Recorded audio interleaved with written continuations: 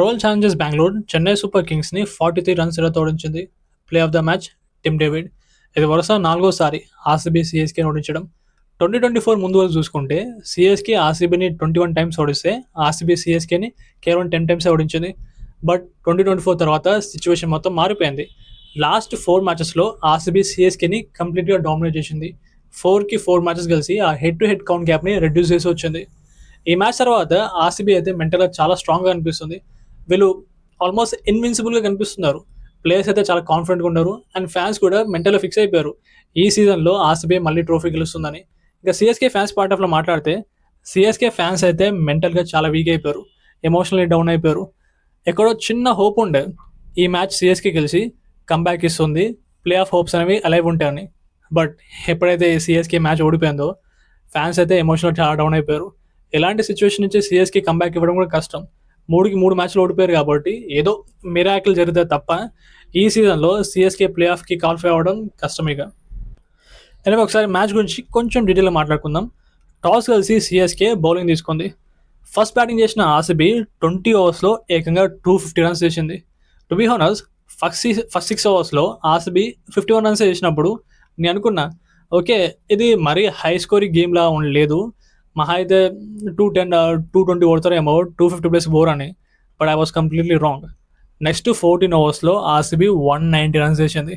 RCB batters అందరూ ప్రతి ఒక్కరు బాగా ఆడారు, ప్రాపర్ ఇంటెంట్ చూపించారు, ఎవరు కూడా తగ్గకుండా వచ్చే రాగానే కుమ్మేస్తారు. Especially Rajat Patidar and Tim David mad crazy knocks ఆడారు. వీళ్ళు ఎట్లా ఆడారు అంటే లిటరలీ విధ్వంసం క్రియేట్ చేశారు. కార్నేజ్ అంటారు కదా, లాస్ట్ 5 ఓవర్స్లో 5 ఓవర్స్ అంటే జస్ట్ 30 బాల్స్ కదా, 30 బాల్స్లోనే 97 రన్స్ చేశారు. One of the craziest partnership ఇది. 30 బాల్స్లో 97 క్రేజీ అనిపించింది నాకైతే, అసలు నమ్మలేకపోయినా. అసలు ఆ స్కోర్ బోర్డ్ చూస్తుంటే ఎక్కడున్న స్కోర్ బోర్డ్ ఎక్కడికి వచ్చింది అబ్బా అనుకున్నా. మసాడిరు మొత్తానికి అయితే. అండ్ ఆబ్వియస్లీ ఎప్పుడైనా సరే ఫస్ట్ ఇన్నింగ్స్ ఆడిన తర్వాత ఒక టీం 250 రన్స్ చేసిందంటే ఆ టీమే మ్యాక్సిమం గెలిచినట్టు. ఎందుకంటే సైకలాజికల్గా వాళ్ళు ఆల్రెడీ ముందున్నారు. ఎందుకంటే చేసింగ్ చేసేటప్పుడు డెఫినెట్లీ హై స్కోర్ గేమ్ కాబట్టి రన్ రేట్ ప్రెషర్ ఉంటుంది అండ్ అంత ఈజీ కాదు. 1 or 2 ఓవర్స్ మంచిగా వేసినా సరే ఆటోమేటికల్లీ చేసింగ్ చేసే టీం ప్రజలో ఓడిపోవడం జరుగుతుంది. కొన్నిసార్లు అయితే హడావిడిలో స్టార్టింగ్లోనే వికెట్స్ పడిపోతే అండ్ ఈజీగా బండులు అయిపోతుంటాయి అనమాట నెక్స్ట్ 140-150 రన్స్కి. సిఎస్కేకి ఆల్మోస్ట్ ఇనీషియల్గా అదే జరిగింది. ఇనీషియల్గా అనవసరంగా బాల్ 1 నుంచి వీళ్ళు ట్రై చేశారు హిట్టింగ్కి. నాకు ఇప్పటికి అనిపించింది ఒకసారి ఆర్సీబీ బ్యాటింగ్ గమనిస్తే ఫస్ట్ 3 ఓవర్స్ ఆర్ 4 ఓవర్స్ కొంచెం కష్టంగా ఆడారు ఆర్సీబీ. అది గమనించాలనుకుంటా సిఎస్కే బ్యాటర్స్. ఎందుకంటే ఈ పిచ్ మీద ఫస్ట్ 3 or 4 ఓవర్స్ కొంచెం కష్టం అనమాట. బట్ ఆ తర్వాత పిచ్ మొత్తం కంప్లీట్గా ఫ్లాట్ అయిపోతుంది, హైవే అని చెప్పొచ్చు. ఆ తర్వాత బ్యాటింగ్ చేయడం చాలా ఈజీ. కానీ రుతురాజ్ గైక్వాడ్ అండ్ సంజు శాంసన్ ఈ విషయాన్ని అసలు గమనించాలనుకుంటా. వాళ్ళు స్టార్టింగ్ నుంచి హిట్టింగ్ ఆడడం ట్రై చేశారు, అనవసరంగా అవుట్ అయిపోయారు. టు బీ హానెస్ట్ ఒకసారి మీ స్కోర్ బోర్డ్ చూస్తే 6 ఓవర్స్లో సిఎస్కే 77 రన్స్ చేసింది. ఆల్మోస్ట్ 14-15 ఓవర్స్ వరకు ఆర్సీబీతో పోల్చుకుంటే సిఎస్కే స్కోరే బెటర్ ఉంది, అంటే బెటర్ పొజిషన్లో ఉన్నారు స్కోర్ బోర్డ్ పాయింట్ ఆఫ్ చూసుకుంటే. ఎందుకంటే ఆర్సీబీ లాస్ట్ 5 ఓవర్స్లో 97 రన్స్ కొడితే సిఎస్కేకి లాస్ట్ 5 ఓవర్స్లో 86 రన్సే కావాలి. అంటే బ్యాటర్స్ ఉంటుంటే స్టార్టింగ్లో ఇనిషియల్గా ఓపెనర్స్ నుంచి మంచి కాంట్రిబ్యూషన్ వచ్చి ఉంటే సిఎస్కే గెలిచే ఛాన్స్ ఉంది, చేజ్ చేసే ఛాన్స్ ఉంది. బట్ ఈ మ్యాచ్ ఓడిపోవడానికి one of the main reason openers అని నేను చెప్తాను. మొత్తం వాళ్ళే కాదు, బట్ ఓపెనర్స్ మెయిన్ రీజన్. ఎందుకంటే ఇలాంటి హై చేసెస్లో ఓపెనర్స్ నుంచి మంచి కాంట్రిబ్యూషన్ వస్తాయి, ఓపెనింగ్ మంచి స్టార్ట్ ఇస్తేనే వేరే వాళ్ళు ఎవరైనా సరే ఆడి గెలిపించగలరు. బట్ ఓపెనర్స్ ఫెయిల్ అవడం వల్ల ప్రెజర్ మొత్తం ఇండియాలో పడిపోయి వాళ్ళు గెలవలేకపోయారు. అదంటే రుతురాజ్ గైక్వాడ్ది కెప్టెన్ అయిన తర్వాత బ్యాటింగ్ పర్ఫార్మెన్స్ మొత్తం తగ్గిపోయింది. ఎస్పెషలీ 180+ చేజ్లో 180+ చేజ్లో రుతురాజ్ గైక్వాడ్ రికార్డ్ మొత్తం చాలా వీక్గా ఉంది. తను యాక్చువల్లీ ఈ మ్యాచ్లో స్టెప్ అప్ అయి ఉండాలి, కెప్టెన్ ఇన్నింగ్స్ ఆడుంటే బాగుండదు, కానీ తను ఫెయిల్ అయిపోయాడు. దాంతో ఆల్రెడీ చాలామంది ఫ్యాన్స్ కూడా కోరుకుంటారు తను కెప్టెన్సీ వదిలేస్తే బెటర్ ఉంటుందని. ఎందుకంటే captaincy pressure handle చేయలేకపోతాడు.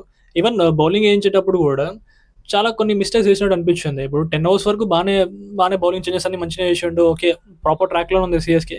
But last 10 ఓవర్స్లో కొంచెం కన్ఫ్యూజ్ అయినట్టు ఉండు, లైక్ క్లూలెస్ కెప్టెన్సీ అనిపించింది. యోన్ ఎక్కడ వేయించాలో అది నాకు అర్థం కాలేదు అనుకుంటా. అండ్ బ్యాటింగ్ అంటే చెప్పిన కదా, ఇప్పుడు లాస్ట్ 3 మ్యాచెస్లో తను పర్ఫార్మే చేయలేదు. ఓపెనింగ్ అనేది చాలా ఇంపార్టెంట్. ఇప్పుడు యాక్చువల్గా తను నెంబర్ 3లో కూడా బాగా ఆడగలుగుతాడు, అందరూ తెలుసు. ఆయుష్ మాత్రే ఓపెనర్గా సెటిల్ అయిపోయాడు. అలాంటప్పుడు కూడా తను ఓపెనింగ్ ఆడటం ఒక బ్యాడ్ డిసిషన్ లానే అనిపిస్తుంది. ఇప్పటివరకు అయితే రుతురాజ్ అండ్ సంజు ఓపెనింగ్ చేయడం ఆ డిసిషన్ వర్కౌట్ అవ్వలేదు. సో ఆ డిసిషన్ని చేంజ్ చేసుకుంటారు అనుకుంటున్నా, అట్లీస్ట్ నెక్స్ట్ మ్యాచ్లో అయినా. నాకైతే ఈ ఎంటైర్ సిఎస్కే బ్యాటింగ్ లైనప్లో Sarfaraz Khan and Jamie Overton వాళ్ళే బెటర్ కనిపిస్తారు. ఎస్పెషల్లీ సఫ్రాజ్ ఖాన్ తనైతే ప్రాపర్ ఇంటెంట్ చూపిస్తుండు. ఓనెస్ట్గా చెప్పాలంటే 2018 ఆ 2021 సిఎస్కే బ్యాటర్స్లకి ఆడుతుండు సఫ్రాజ్ ఖాన్ అయితే. తనకి ఇంట్రెస్ట్ ఉంది, తనకి ఏంటంటే ఈ టీంలో ఆడాలని ఉంది, ఏదో ప్రూవ్ చేసుకోవాలని కసి ఉంది.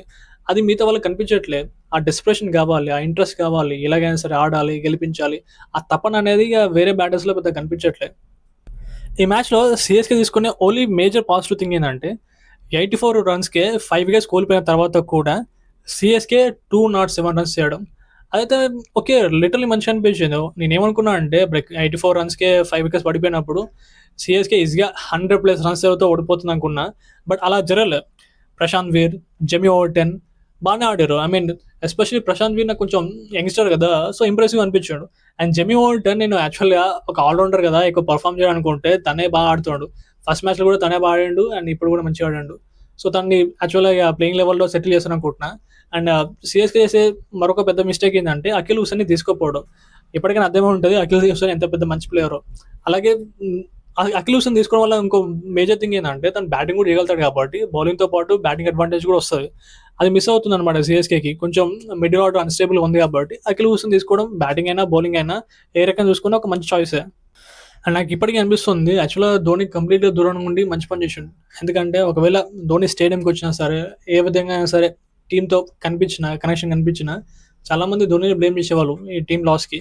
బట్ ఇప్పుడైతే ధోని కంప్లీట్గా దూరంగా ఉంటుంది కాబట్టి అందరికీ అర్థమే ఉంటుంది. ఇక కెప్టెన్ అండ్ కోచ్ సరిగ్గా లేరు, వాళ్ళ డిసిషన్స్ కరెక్ట్గా ఉండట్లేవు. వాళ్ళ గేమ్ అప్రోచ్ని మొత్తం చేంజ్ చేసుకోవాలి. యాక్చువల్గా అసలు అప్రోచ్ ఏంటి, అసలు ఎలా ఆడాలి, ఏ ప్లేయర్ ఎక్కడ ఆడాలి, వాళ్ళ గేమ్ రోల్ ఏంది, వాళ్ళ ప్లే రోల్ ఏంది తెలియట్లేదు. సో ఇప్పుడు చూసుకుంటే లైక్ ఒకటా రెండని కాదు, చాలా విషయాల్లో లూప్ హోల్స్ అనిపిస్తున్నాయి సిఎస్కేకి. Batting, bowling, fielding, coaching, captaincy అన్ని ఫిక్స్ చేయడం కష్టమే. బట్ చూడాలి మరి ఏం చేస్తారు నెక్స్ట్ మ్యాచ్లో. That's it guys, see you again.